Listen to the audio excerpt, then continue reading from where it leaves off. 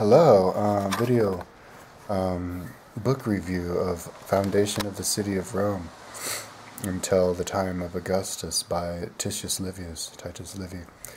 I've listened to it a few times on my MP3 player, and I'll just talk about what I remember hearing, because I think I'm going to move on to some other books, but we'll go back to that later. Titus Livius lived around, I don't know exactly, but around the time of Augustus, which was the time of Jesus. And Augustus was the emperor when Jesus was born. Livy lived 59 BC to 17 AD, and he wrote the history of Rome. And from the legends before Rome until all the way up until Augustus, but only 25% of the book exists still, which was translated in English in 1600. So what I have, and I recall downloading all that I could get off of booksshouldbefree.com, but what I have is from the beginning only until the conquest of the Heraclei and Nervi, which was like the 400s BC, so just like 100 years after the beginning of the Republic. So I guess most of it's like the Kingdom of Rome, but it's pretty long. Oh man, I forgot to look how long it was. It's a pretty good book. You can get through it. It takes a few hours to get through. 7 hours. So it's about as big as actually Caesar's History of the Gallic Wars.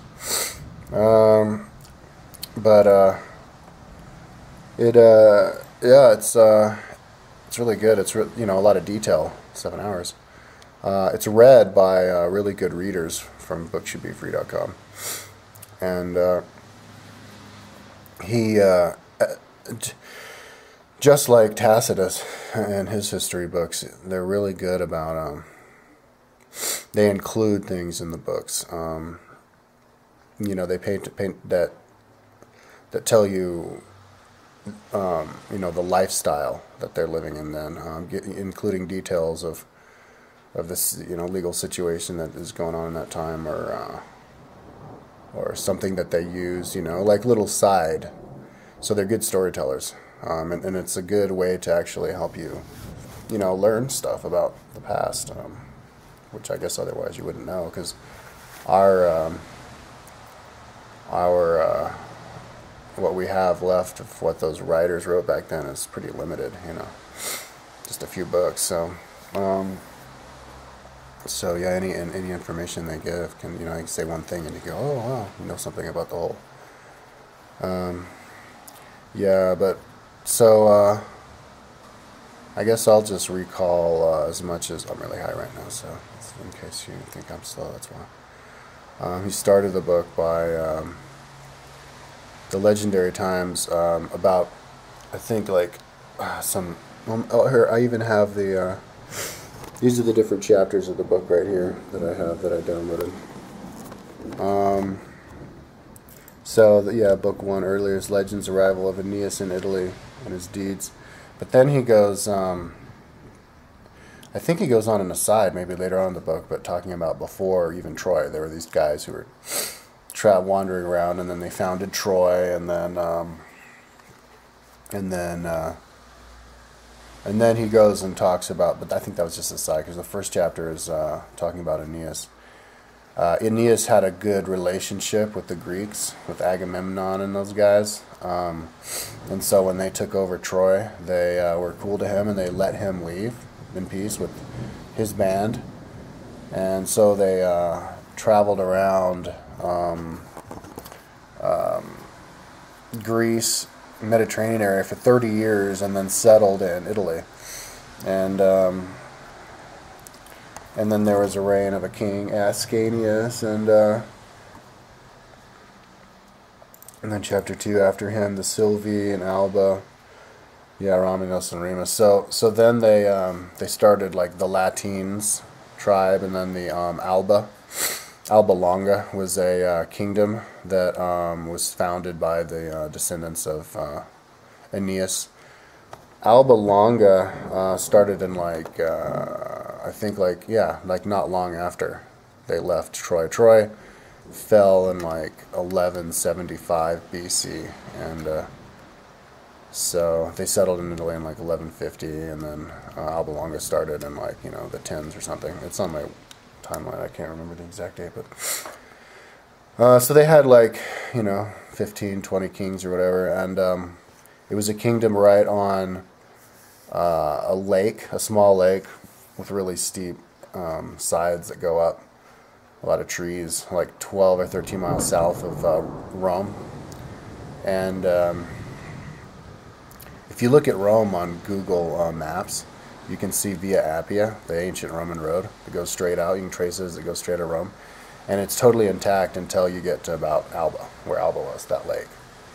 Now it's like where the rich people have their houses, but that was a kingdom. And then in 753, there was Romulus and Remus. Those were the guys who founded Rome. They were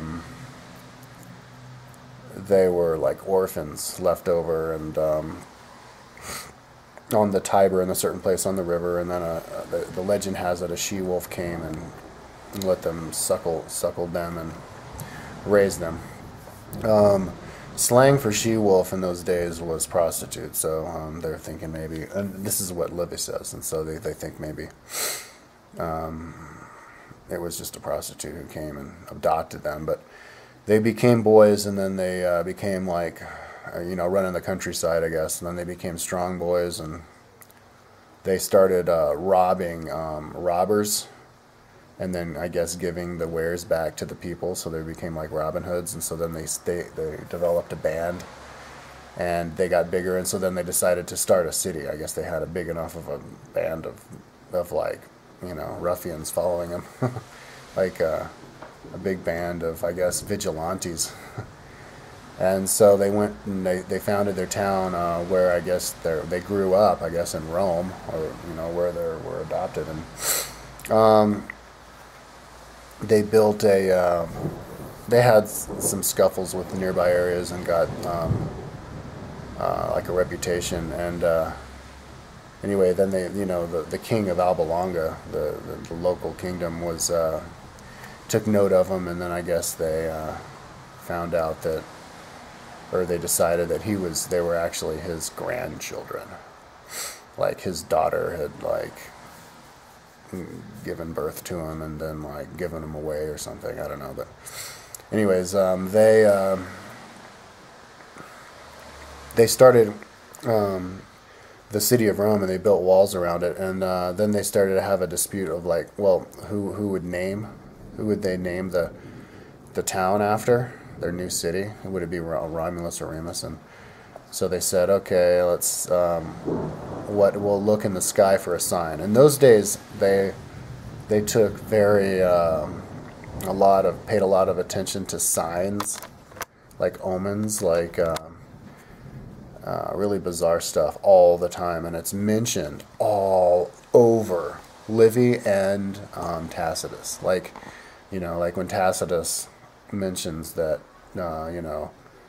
Galba killed himself, this bird was just sitting on top of a tree and that nobody had ever seen before, and as soon as he died, it flew away, all sorts of weird stories. Like there was tumultuous events happening in Rome at one time, and so then somebody heard a cow talking, and that was, people said they witnessed that a lot in the Black Death. And like one of the statues was found facing the opposite direction, and I mean, he had all kinds of stories about that. Like a lot of the stories, like some angel coming down and giving something to somebody, But anyways, so they're like, well, we'll just look in the sky for divine message. So they looked up and they saw like a flock of birds or whatever. Remus did, and he's like, oh, look, 5 birds for me. First sign for me. And so, but then a bigger flock came, and Romulus was like, no, well, my sign was bigger, so I am he who we'll name it after. And I guess they maybe they weren't getting along, because Remus said, well, if your city sucks anyway, or your wall, because I guess Romulus it was like his city or whatever, so he was building the wall, and he jumped over it, and he said, if I can jump over it, then it's not that badass of a wall, huh? So he's like, fuck you, and hit him over the head with a club and killed him. And said, from now on, anybody who jumps over my wall dies. So, kind of like the Cain and Abel story. And then Romulus ruled for like 45 years, and he had all sorts of shenanigans, all sorts of adventures. He was very warlike. He was fighting battles with neighboring towns all the time, and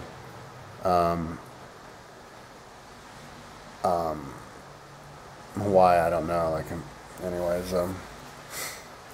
anyways, Rome was just a bunch of dudes, though.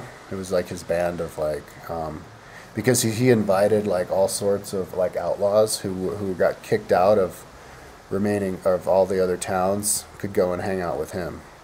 So all these like criminals, I guess, from all over Italy came to Rome, and they, there were like enough of them that they could form an army to kick the ass of any other remaining kingdom. It's really interesting to think about the situation that the world was in those days, that Italy was in those days. Tribal societies, when you say the kingdom of Alba Longa, well, like, how big of a kingdom are we talking about? Like maybe it's kind of more like the tribe of Alba Longa, and they just had their lineage of kings that lived, and, they had a capital city, but they didn't roam around, but other than that, a lot. Yeah, but I mean, how big and powerful were the kingdoms? Because if, Romulus could gather up in his own lifetime, enough guys to beat the army of any other town, then like, the world in that day must have been such that there were just a lot of like, there were just a lot of independent towns. Like Alba Longa was an independent city, and then the Sabines, which was only like 75 miles from Rome, was an independent kingdom, and so it's kind of similar to the Greek city-state. Their culture intertwined a lot. Like Latin's text is just a kind of a derivation of the Greek, but so they got really. This is only 1 year after they founded it, and so this is It was founded in 753, and now it's 752, and they decided that they needed women, so they came up with this scheme to take all the women, or a lot of the women, from the Sabines, which was I don't know if it was a group of tribes, but they had a town in 75 miles east of Rome, and they went over to the Sabine kingdom and to kind of host a party, bring a bunch of food and say, oh, we're here to have give you a show, show us all of our performers or whatever. And the Sabines were like, oh, aren't these Romans nice? And then they grabbed all the women all at the same time and threw them on their horses and took them home back to Rome. And a lot of the rich patricians were, the richer guys hired guys to grab the prettiest girls and brought them back, and that's where the tradition where you walk, when a man and a woman get married and then they go on their honeymoon or their first night together, the man's supposed to carry the woman. That comes from that tradition, like, because when they go back to Rome, the man was carrying the women. So then all the parents of the girls got really upset and like petitioned to all the neighboring tribes to try to get an army together to go back there and get their girls back. And so they went back and they're fighting, and but I don't, this must have been like a year later, because all the women jumped in the middle of the crowd and said, no, don't fight for us, we'd rather that you just kill us, let's just have peace. So it moved all the men to stop fighting and have peace. And so now they were kind of like joint, like, friendly kingdoms. But then a little bit more time goes by, and they had a dispute with, I think it was Alba Longa, over who was going to be the dominant, the capital of the area, you know, of the ethnic group that the Alba Longans and the Romans, you know, and I guess the Sabines, you know, in that area, who was going to be the capital, top honcho.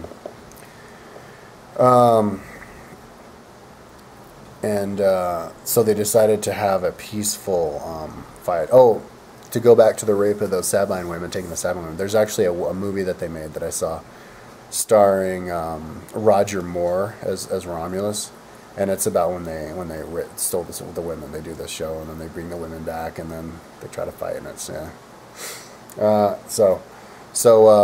okay. So when they were to decide who the capital was, Rome or Alba Longa, Rome, they decided that they would have a fight between three triplets to decide who won, and whichever group won, they would that city gets to be a capital. And so it was three Heraclii brothers who were from Rome, although they weren't totally sure, like maybe they were from Alba Longa, but I mean, if Rome became champion after that, then obviously it was Rome. So the three Heraclii, and then like the three brothers from Alba Longa, triplets, and so they're going to fight. And there's actually a movie about this too. You know, I should bring up my website to look at it, to talk about the book, because that could help out a lot, and I could show you it on my timeline.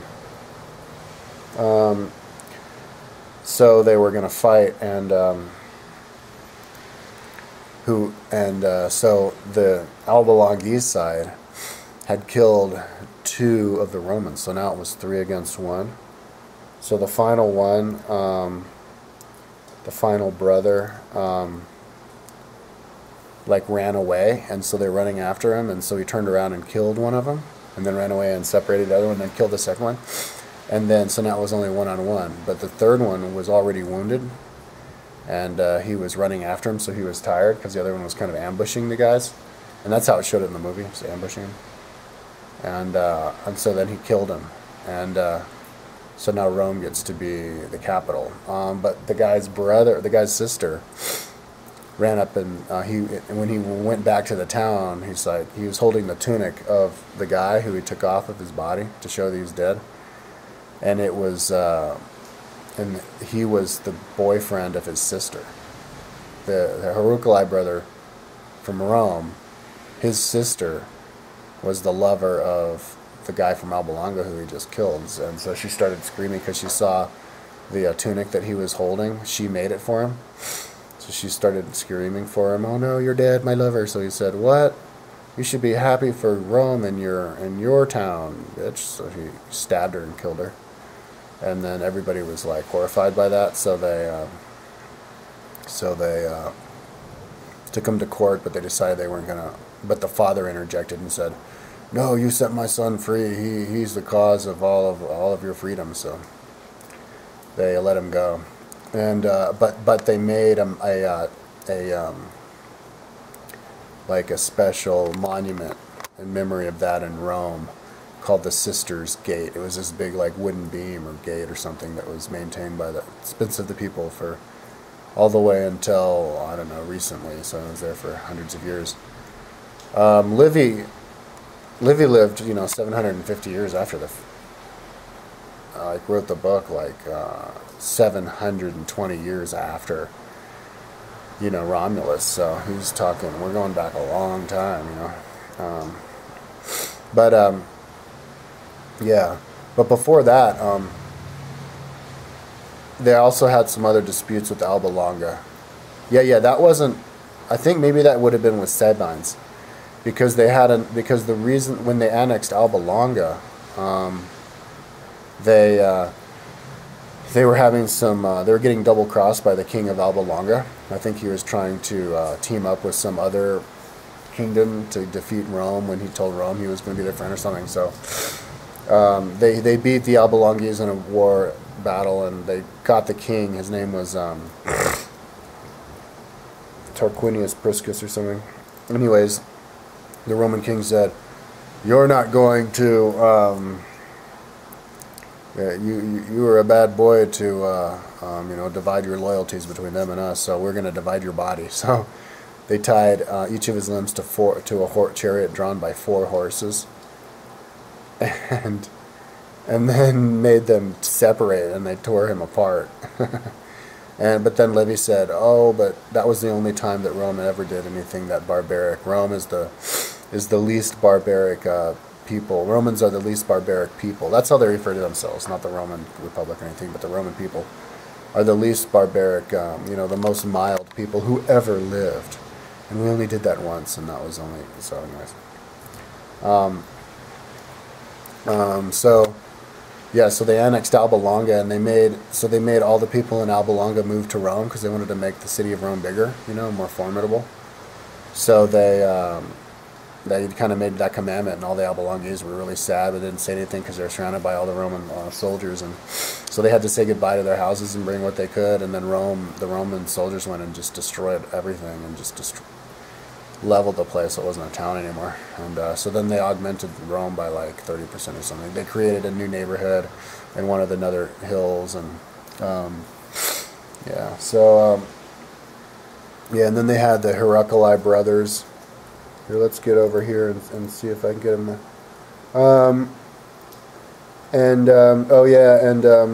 So Romulus on chapter 3, book 1, chapter 3. There's book 1 and book 2, and that's all. Book 1 has 9 chapters, and book 2 has 10. The third chapter is a city founded by Romulus, and it shows in war with Sabine, Spolia Optima, dedicated Jupiter Ferretrio. They chose a senate. Even in the very first king, Romulus, they made a senate. And it was created out of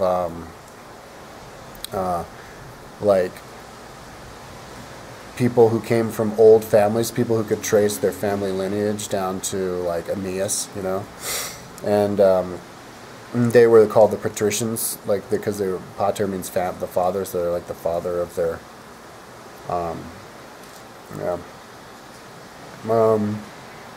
but then when Romulus died, Romulus had been in charge for a long time, and how long? This is my timeline showing that part of the world. There's the kingdom of Alba Longa, and there's the kingdom of Rome. So they overlapped for like 100 years.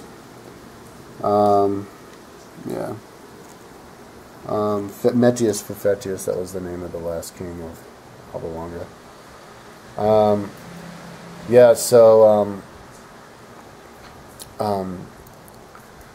When Romulus died, he was in charge for 44 years, and he went out one day in the fields where the camp was out there, and was overlooking his soldiers on his throne, and then a big storm came, and it blocked the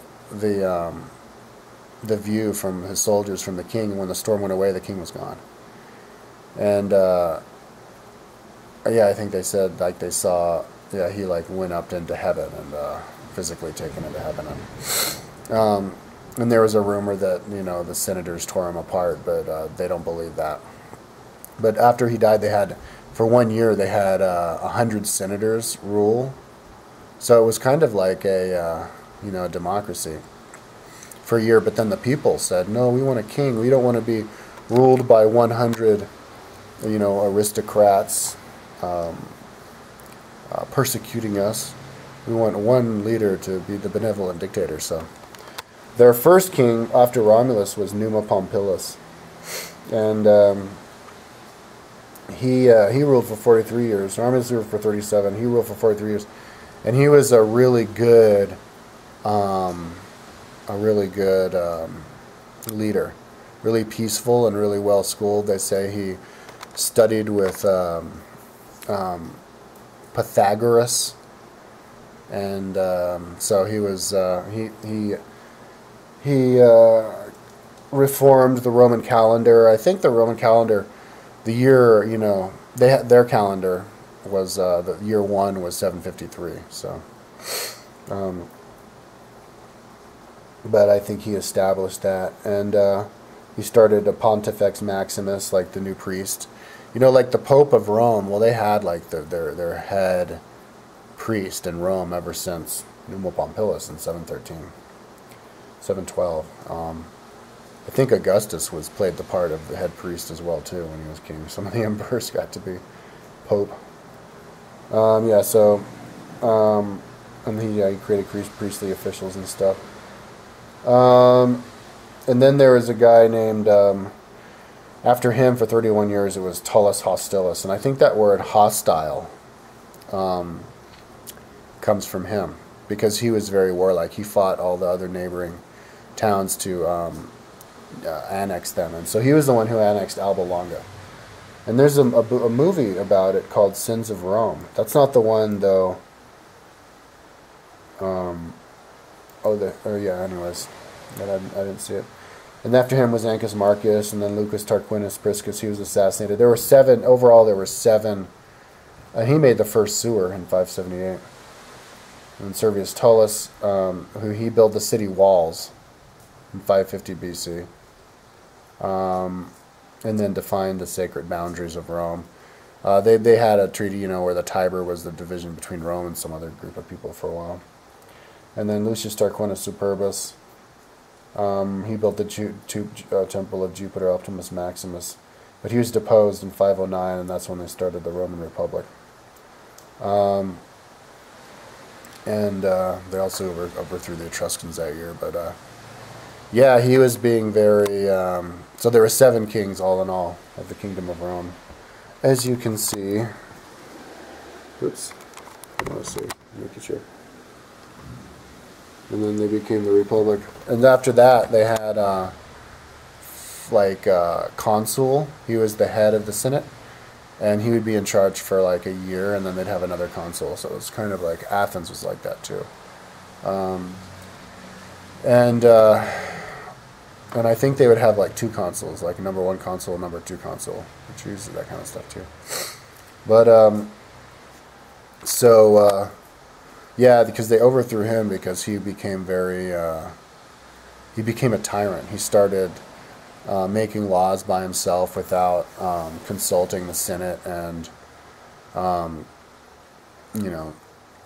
appointing too much nepotism and, classic stuff that tyrants do. And people got together and they had war, fight, and they overthrew him and started the Republic. Yeah. And so I'll just read the capital, some more chapters here. Yeah, just one is earliest legends, arrival of Aeneas in Italy and his deeds, reign of Ascaius. 2. That's going to be read to us. Just a second. Okay. Okay, after him, the Silvi, Alba, Romulus, and Remus are born to Mars by the daughter of Numitor. Numitor was the king of Alba Longa, so she had sex with Mars, and the princess of Alba Longa had sex with Mars, the god of war, and gave birth to them. Then the city was founded by Romulus, Senate chosen, war with the Sabines, Spolia Optima dedicated to Jupiter for Retrio. The people divided into wards. The Fidinates and Veniates are conquered. Romulus becomes deified. Numus Pompilius, chapter 5, Numus Pompilius handed on religious rights. The door of Janus' temple closed. Chapter 6, Tullus Hostilus ravaged the country of the Albans. Battle of the Triplets. I told you about that. Punishment of Metius Fufetius when they tore his body apart. So that was to get Alba Longa. Chapter 7, Ancus Marcius conquered the Latins, founded Ostia, which is the town right there at the mouth of the Tiber. So they got their first,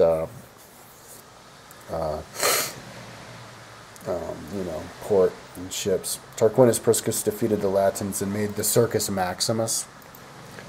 I don't have all of that on my timeline yet. Chapter 8, Servius Tullus conquered the Veniates and divided the people into classes, dedicated the temple of Diana. And then chapter 9, Lucius Tarquinius Superbus seized the kingdom without the authorization of either the fathers or the people. So he kind of became like Hitler, like changing rules. And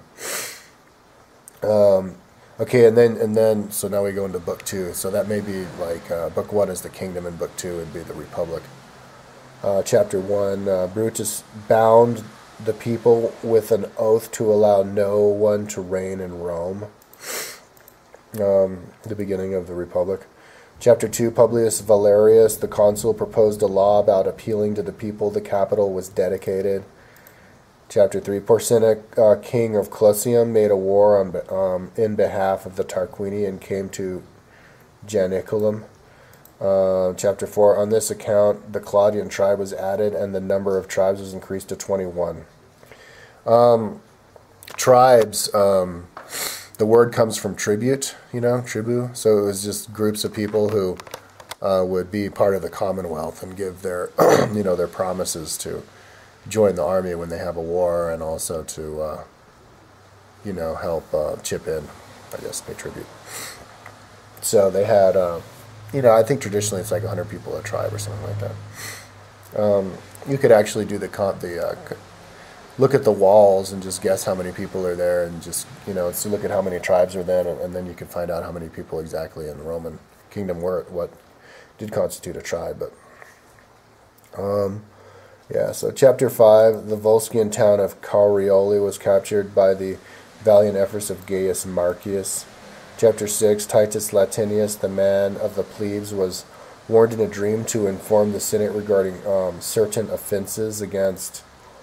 They were always, for a while there, they were becoming more democratic, letting more and more people in the Senate. And I don't know, maybe it got too much like that, and that's what caused the guy trying to be a tyrant. I don't know. But, chapter 7, Gaius Marcius Coriolanus, who had been driven into exile and had been made general of the Volsci. Chapter 8, Volsci had led in a hostile army nearly to Rome, and when the envoys who had been sent to him. So I guess they had the Volsci attack the Romans. Chapter 9, Fabian family asked to be allowed to carry on that war, and dispatched thither 306 armed men. Chapter 10, campaigns against the Volsci, Hernicini, Venietes, and the queens between the patricians and the quarrels between the patricians and the plebeians. Patricians were the upper class, and the plebeians were the lower class, I guess, the more immigrant people. So that's that. That's as much as I have, and that was, fighting the Hernicili was the 400s BC, so... but anyways, that's 7 hours and 11 minutes worth of people reading to you, and it's very. He mentioned all sorts of other cool stuff. So, check it out, man. I'll talk about it more about the history when I have it more grokked. Peace out.